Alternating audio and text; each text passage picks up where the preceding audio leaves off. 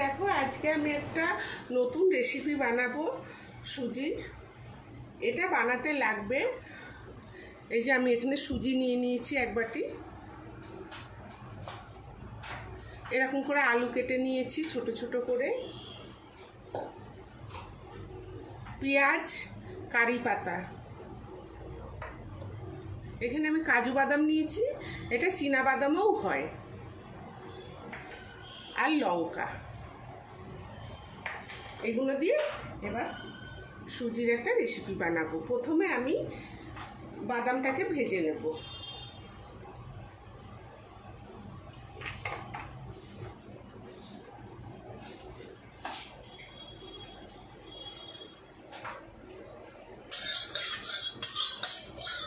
দেখো কড়াইটা গরম হয়ে গেছে, আমি তো আগেই ওভেনে কড়াইটা বসিয়ে দিয়েছিলাম, কড়াইটা গরম হয়ে গেছে, তেল দিয়ে দিয়েছি, তেলটাও গরম হয়ে গেছে।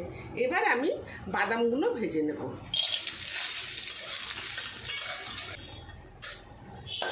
দেখো বাদামটাও ভাজা হয়ে গেছে, আমি এবার বাদামটা তুলে নিচ্ছি।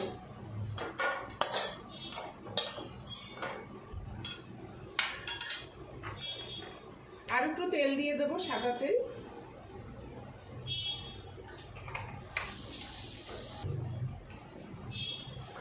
সর্ষে ফোড়ন দেবো, অল্প একটু হলুদ দিয়ে দিই, তাহলে ছিটবে না সর্ষেটা।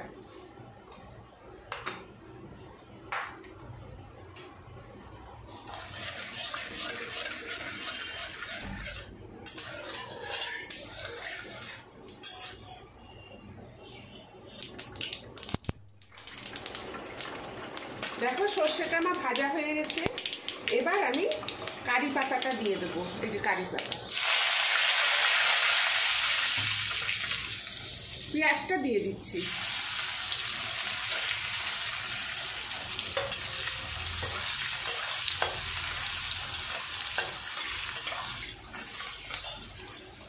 এবার আমি আলুটাও দিয়ে দেবো।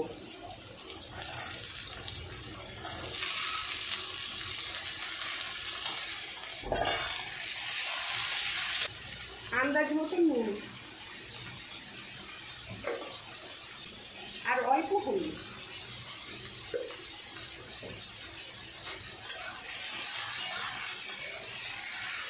আমি এবার লঙ্কাটাও দিয়ে দিচ্ছি।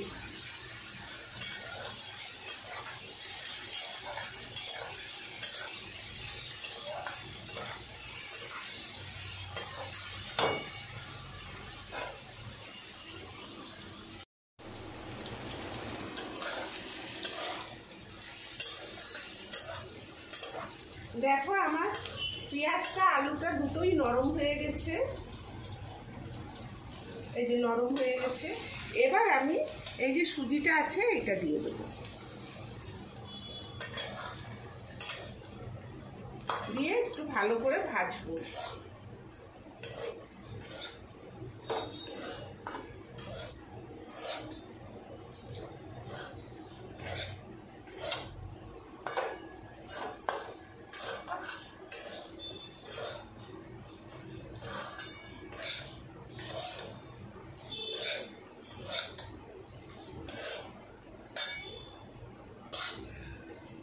দেখো আমার সুজিটা ভাজা হয়ে এসছে, আমি এবার এই বাদামগুলো দিয়ে দেবো, এই যে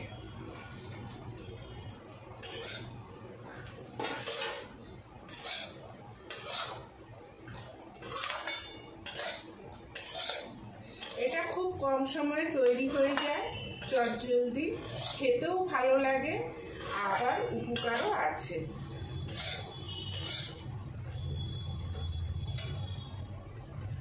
দেখো আমার সুজিটা খুব ভালো মতন ভাজা হয়ে গেছে, এবার আমি এতে অল্প অল্প করে জল দিয়ে দেবো।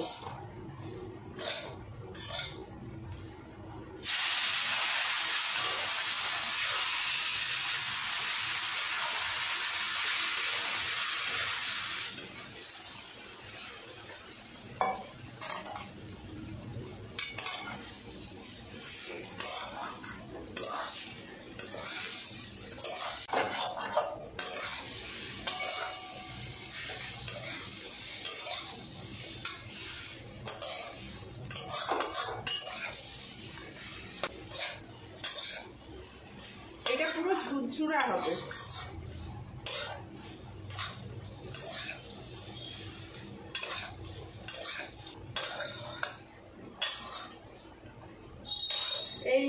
এটা বানাতে সুজিটা একটু মোটা দানার সুজি হয়, ওইটা দিয়ে বানালে বেশি ভালো হয়।